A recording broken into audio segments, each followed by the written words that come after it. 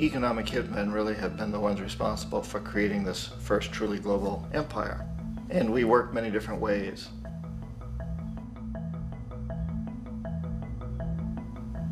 But perhaps the most common is that we will identify a country that has resources our corporations covet, like oil, and then arrange a huge loan to that country from the World Bank or one of its sister organizations. But the money never actually goes to the country. Instead, it goes to our big corporations to build infrastructure projects in that country, power plants, industrial parks, ports, things that benefit a few rich people in that country, in addition to our corporations, but really don't help the majority of the people at all. However, those people, the whole country is left holding a huge debt. It's such a big debt they can't repay it, and that's part of the plan, that they can't repay it. And so at some point, we economic hitmen go back to them and say, listen, you owe us a lot of money, can't pay your debts, so sell your oil real cheap to our oil companies. Allow us to build a military base in your country, or send troops in support of ours to someplace in the world like Iraq, or vote with us on the next UN vote. To have their electric utility company privatized and their water and sewage system privatized and sold to U.S. corporations or other multinational corporations. So there was that whole mushrooming thing, and it's so typical of the way the IMF and the World Bank work, that you put a country in debt, it's such a big debt it can't pay it, and then you offer to refinance that debt and pay even more interest. And you demand this quid pro quo, which you call a conditionality or good governance, which means basically that they've got to sell off their resources, including many of their social services, their utility companies, their school systems sometimes, their penal systems, their insurance systems, to foreign corporations. So it's a double, triple, quadruple whammy. The precedent for economic hitmen really began back in the early 50s when democratically elected Mossadegh, who was elected in Iran, he was considered to be the hope for democracy in the Middle East and around the world. He was Time Magazine's Man of the Year. But one of the things that he'd run on and began to implement was the idea that foreign oil companies needed to pay the Iranian people a lot more for the oil that they were taking out of Iran. The Iranian people should benefit from their own oil. Strange policy. We didn't like that, of course. But we were afraid to do what we normally were doing, which was to send in the military. Instead, we sent in one CIA agent, Kermit Roosevelt, Teddy Roosevelt's relative. And Kermit went in with a few $1 million and was very, very effective and efficient. And in a short amount of time, he managed to get Mossadegh overthrown and brought in the Shah of Iran to replace him, who always was favorable to oil. And it was extremely effective. Mobs overflow Tehran. Army officers shout that Mossadegh has surrendered and his regime as virtual dictator of Iran is ended. Pictures of the Shah are paraded through the streets as sentiment reverses. The Shah is welcomed home. So back here in the United States, in Washington, people looked around and said, wow, that was easy and cheap. So this established a whole new way of manipulating countries, of creating empire. The only problem with Roosevelt was that he was a card-carrying CIA agent, and had he been caught, the ramifications could have been pretty serious. So very quickly at that point, the decision was made to use private consultants to channel the money through the World Bank or the IMF or one of the other such agencies, to bring in people like me who worked for private companies, so that if we got caught, there would be no governmental ramifications.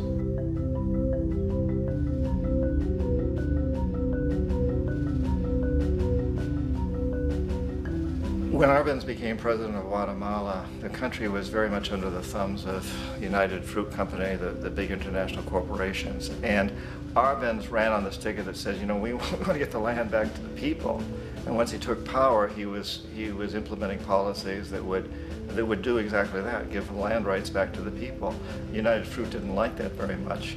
And so they hired a public relations firm, launched a huge campaign in the United States to convince the United States people, the citizens of the United States, and the press of the United States, and the Congress of the United States, that Arbenz was a Soviet puppet, and that if we allowed him to stay in power, the Soviets would have a foothold in this hemisphere, and that at that point in time was a huge fear on everybody's mind, the Red Terror, the Communist terror. And so, to make a long story short, out of this public relations campaign came a commitment on the part of the CIA and the military to take this man out. And in fact, we did. We sent in planes, we sent in soldiers, we sent in jackals, we sent everything in to take him out, and did take him out. And as soon as he was removed from office, the new guy that took over after him basically reinstated everything to the big international corporations, including United Fruit.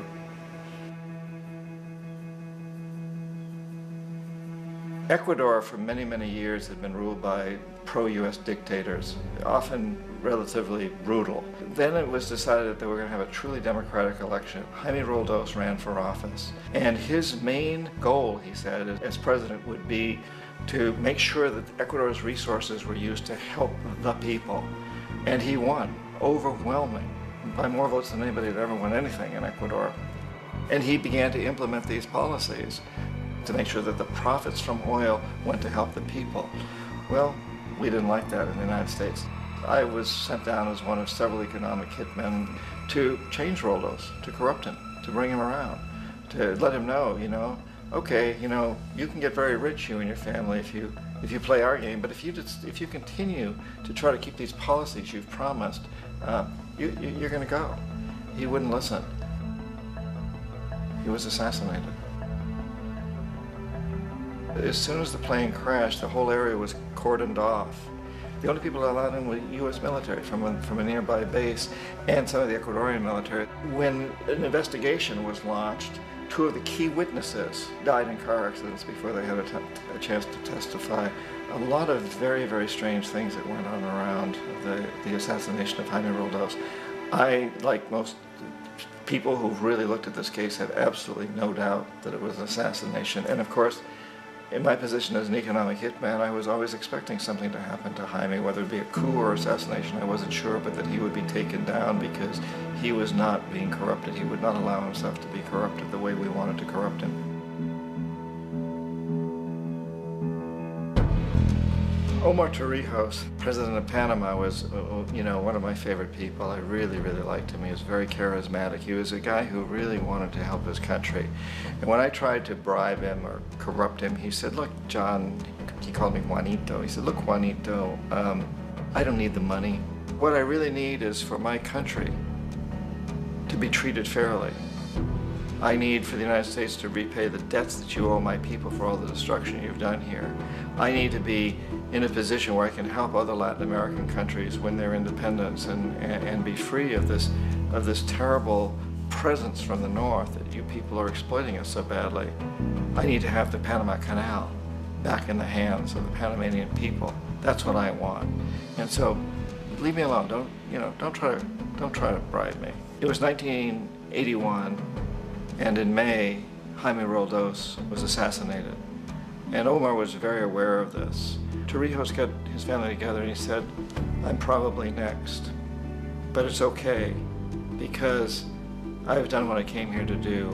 I've renegotiated the canal. The canal will now be in our hands. He just finished negotiating the treaty with Jimmy Carter.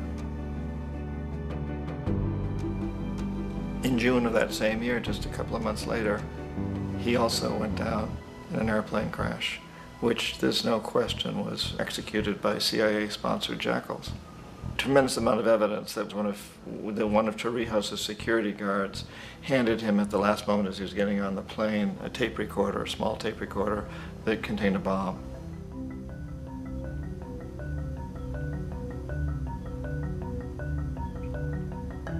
It is interesting to me how this system has continued pretty much the same way for years and years and years, except the economic hitmen have got better and better and better. Then we come up with, very recently, what happened in Venezuela. In 1998, Hugo Chavez gets elected president, following a long line of presidents who had been very corrupt and basically destroyed the economy of the country. And Chavez was elected amidst all that. Chavez stood up to the United States, and he's done it primarily demanding that Venezuelan oil be used to help the Venezuelan people. Well, we didn't like that in the United States. So in 2002, a coup was staged, which there's no question in my mind, and most other people's minds, that the CIA was behind that coup.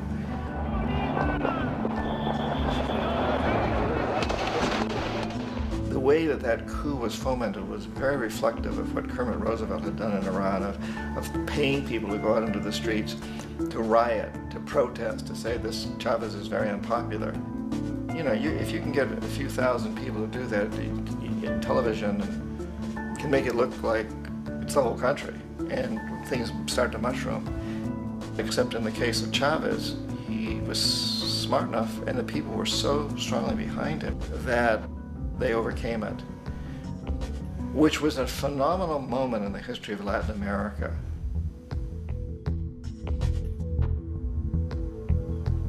Iraq actually is a perfect example of the way the whole system works. So we economic hitmen are the first line of defense. We go in and we try to corrupt governments and get them to accept these huge loans, which we then use as leverage to basically own them.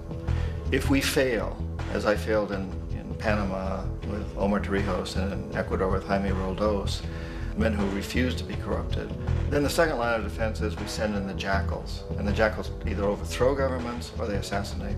And once that happens and a new government comes in, and boy, it's going to toe the line, because the new president knows what will happen if he doesn't. In the case of Iraq, both of those things failed. Economic hitmen were not able to get through to Saddam Hussein. We tried very hard. We tried to get him to accept a deal very similar to what the House of Saud had accepted in Saudi Arabia, but he wouldn't accept it. And so the jackals went in to take him out. They couldn't do it. His security was very good. After all, he had one time worked for the CIA. He'd been hired to assassinate a former president of Iraq and failed, but he knew the system. So in '91, we send in the troops and we take out the Iraqi military. So we assume at that point that Saddam Hussein is going to come around. We could have taken him out, of course, at that time, but we didn't want to. He's the kind of strong man we like. He controls his people. We thought he could control the Kurds and keep the Iranians in their border and keep pumping oil for us. And that once we took out his military, now he's going to come around. So the economic hitmen go back in the 90s without success. If they'd had success, he'd still be running the country. We'd be selling him all the fighter jets he wants and everything else he wants. But they couldn't, they didn't have success. The jackals couldn't take him out again, so we sent the military in once again, and this time we did the complete job and took him out, and in the process created for ourselves some very, very lucrative construction deals. We had to reconstruct a country that we'd essentially destroyed, which is a pretty good deal if you own construction companies, big ones. So, you know, Iraq shows the three stages. The economic hitmen failed there, the jackals failed there, and as a final measure, the military goes in. And in that way, we've really created an empire, but we've done it very, very subtly. It's clandestine. All the empires of the past were built on the military, and everybody knew they were building them. So that the British knew they were building them, the French, the Germans, the Romans, the Greeks. And they were proud of it, and they always had some excuse, like spreading civilization, spreading some religion, something like that. But they knew they were doing it. We don't.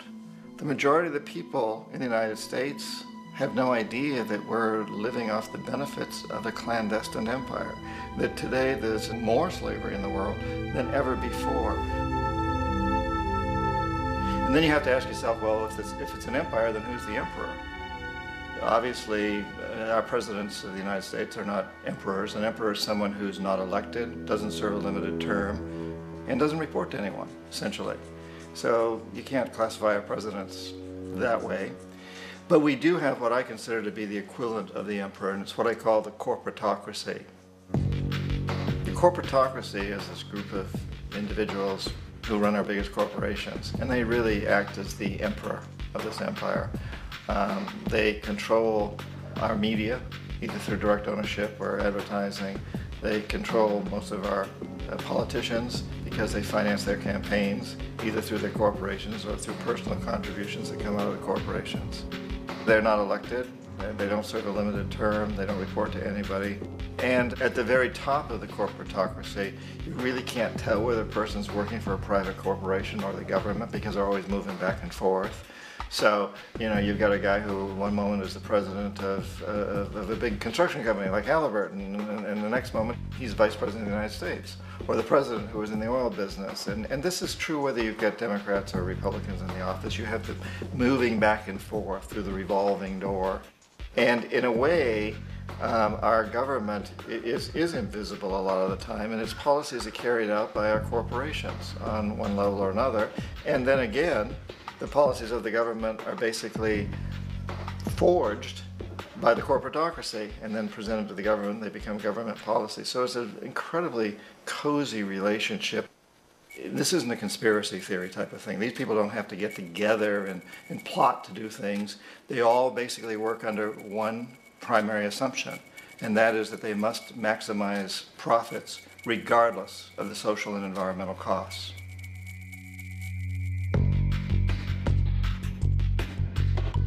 This process of manipulation by the corporatocracy through the use of debt, bribery, and political overthrow is called globalization. Just as the Federal Reserve keeps the American public in a position of indentured servitude through perpetual debt, inflation, and interest, the World Bank and IMF serve this role on a global scale. The basic scam is simple. Put a country in debt either by its own indiscretion or through corrupting the leader of that country, then impose conditionalities or structural adjustment policies, often consisting of the following. Currency devaluation. When the value of a currency drops, so does everything valued in it. This makes indigenous resources available to predator countries at a fraction of their worth. Large funding cuts for social programs. These usually include education and healthcare, compromising the well-being and integrity of the society, leaving the public vulnerable to exploitation. Privatization of state-owned enterprises. This means that socially important systems can be purchased and regulated by foreign corporations for profit. For example, in 1999, the World Bank insisted that the Bolivian government sell the public water system of its third largest city to a subsidy of the U.S. corporation Bechtel. As soon as this occurred, water bills for the already impoverished local residents skyrocketed. It wasn't until after a full-blown revolt by the people that the Bechtel contract was nullified. Then there is trade liberalization, or the opening up of the economy through removing any restrictions on foreign trade. This allows for a number of abusive economic manifestations, such as transnational corporations bringing in their own mass-produced products, undercutting the indigenous production and ruining local economies. An example is Jamaica, which, after accepting loans and conditionalities from the World Bank, lost its largest cash crop markets due to competition with Western imports. Today, countless farmers are out of work, for they are unable to compete with the large corporations. Another variation is the creation of numerous seemingly unnoticed, unregulated, inhumane sweatshop factories, which take advantage of the imposed economic hardship. Additionally, due to production deregulation, environmental destruction is perpetual, as a country's resources are often exploited by the indifferent corporations while outputting large amounts of deliberate pollution. The largest environmental lawsuit in the history of the world today is being brought on behalf of 30,000 Ecuadorian Amazonian people against Texaco, which is now owned by Chevron. So today it's against Chevron, but for activities conducted by Texaco.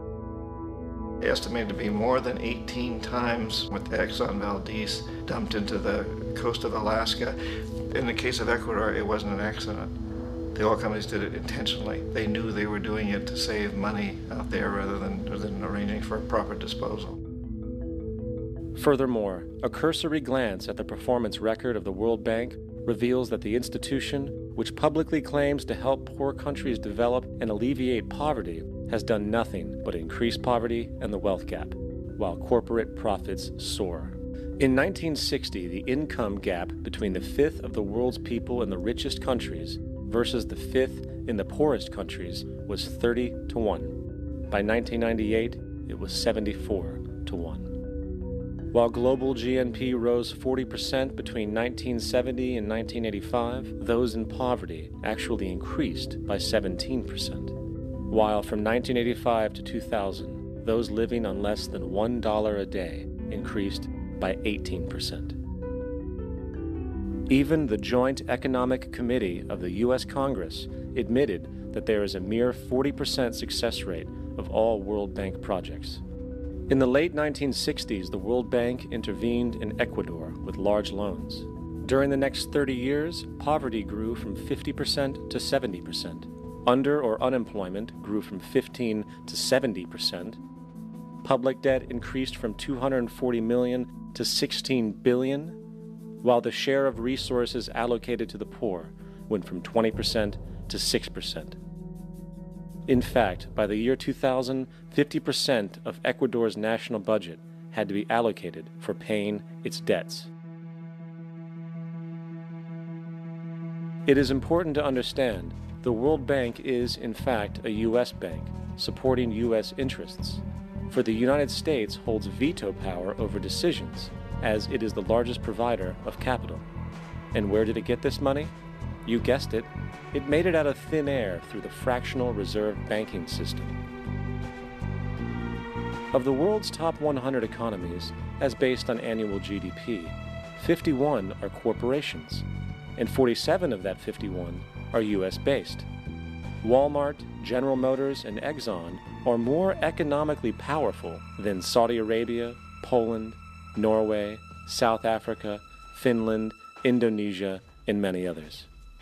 And as protective trade barriers are broken down, currencies tossed together and manipulated in floating markets, and state economies overturned in favor of open competition and global capitalism, the empire expands. You get up on your little 21-inch screen and howl about America and democracy. There is no America. There is no democracy. There is only IBM and ITT and AT&T and DuPont, Dow, Union Carbide, and Exxon. Those are the nations of the world today. What do you think the Russians talk about in their councils of state? Karl Marx? They get out their linear programming charts, statistical decision theories, minimax solutions, and compute the price-cost probabilities of their transactions and investments, just like we do. We no longer live in a world of nations and ideologies, Mr. Beale. The world is a college of corporations, inexorably determined by the immutable bylaws of business. The world is a business, Mr. Beale.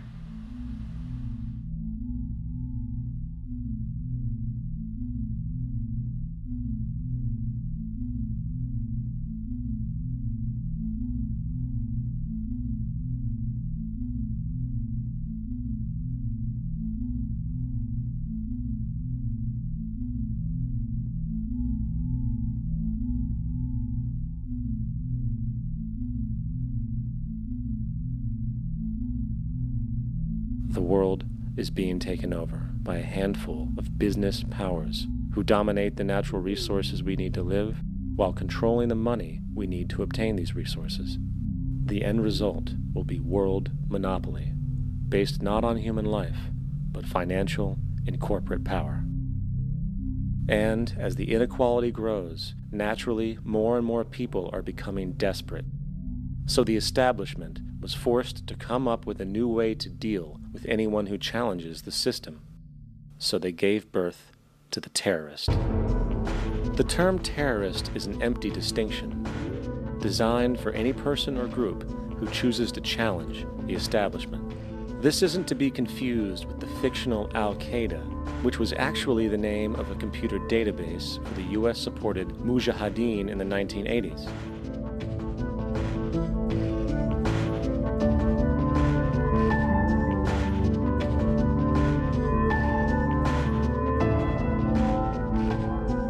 In 2007, the Department of Defense received $161.8 billion for the so-called global war on terrorism. According to the National Counterterrorism Center, in 2004, roughly 2,000 people were killed internationally due to supposed terrorist acts. Of that number, 70 were American. Using this number as a general average, which is extremely generous, it is interesting to note that twice as many people die from peanut allergies a year than from terrorist acts.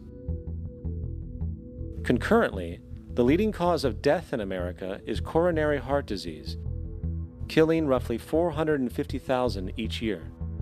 And in 2007, the government's allocation of funds for research on this issue was about $3 billion.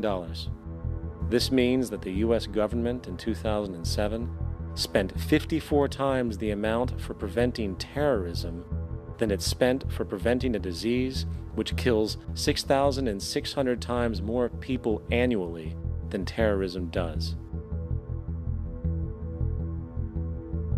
Yet, as the name terrorism and Al-Qaeda are arbitrarily stamped on every news report relating to any action taken against U.S. interests, the myth grows wider.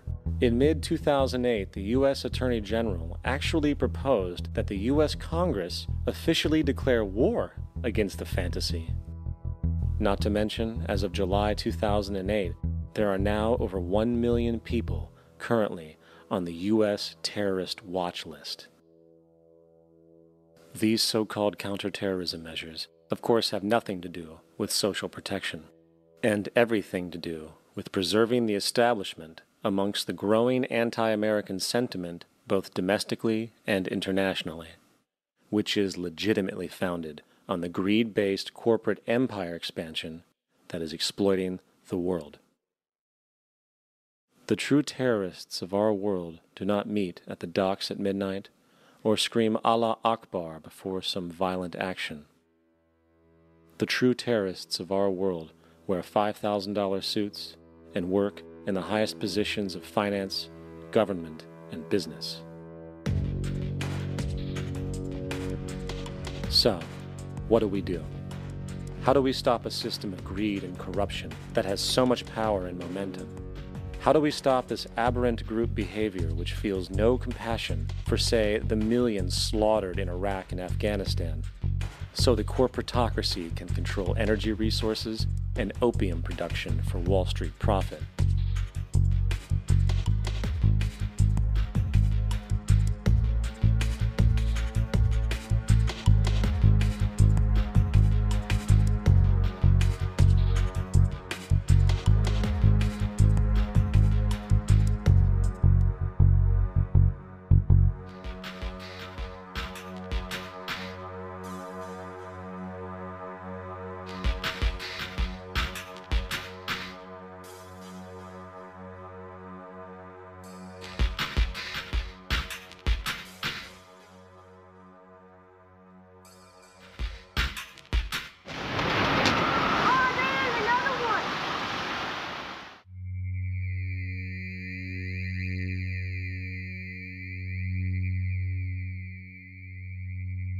How do we stop a system of greed and corruption that condemns poor populations to sweatshop slavery for the benefit of Madison Avenue?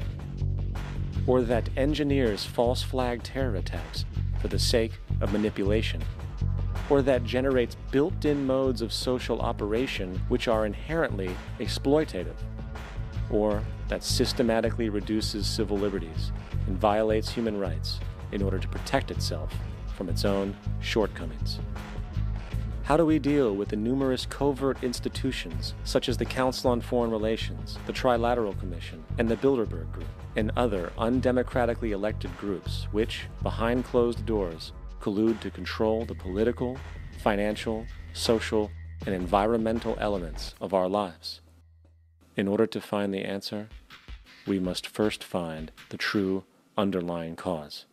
For the fact is, the selfish, corrupt, power, and profit-based groups are not the true source of the problem. They are symptoms.